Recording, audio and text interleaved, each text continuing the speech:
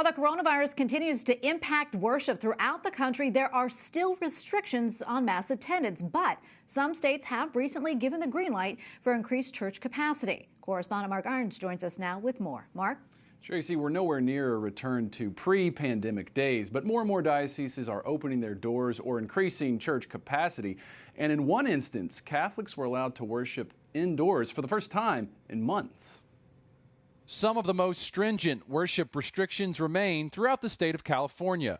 Masses have been held outdoors and many churches have been closed to private prayer. There is something very special and important about being in front of the Blessed Sacrament, and we understand that. Kathleen Domingo with the Archdiocese of Los Angeles says she remains prayerfully optimistic. This past Sunday, one county within the Archdiocese announced church doors could reopen. In Santa Barbara County, our churches were allowed to reopen for indoor worship after several months, so that was exciting for them. They still have restrictions of about 100 people inside their churches. Over the weekend, the Diocese of Pittsburgh began allowing up to 50% indoor church capacity.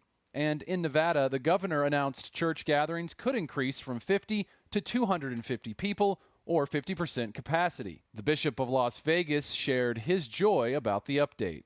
The centrality of Eucharist and people hungering for communion is the driving force and the reason for excitement.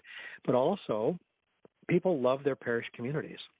And so I think this is going to be a bit of a family reunion. Meanwhile, in Virginia, 50% church capacity has been allowed since May. But Father Jamie Workman, Vicar General of the Diocese of Arlington, says a return to normal depends on where the pandemic is headed. I think it's going to depend largely on whether we have a vaccine, whether we see even more encouraging trends. I think watching, the state guidelines and where they fall. We've also seen legal challenges to worship restrictions. In Colorado, a Protestant ministry disputed the state's limit of 175 people for religious gatherings. And here in the nation's capital, the Department of Justice is backing a Baptist church that was denied a city permit for holding a large outdoor gathering. Tracy? All right. Thank you so much, Mark. Correspondent Mark Irons reporting for us tonight.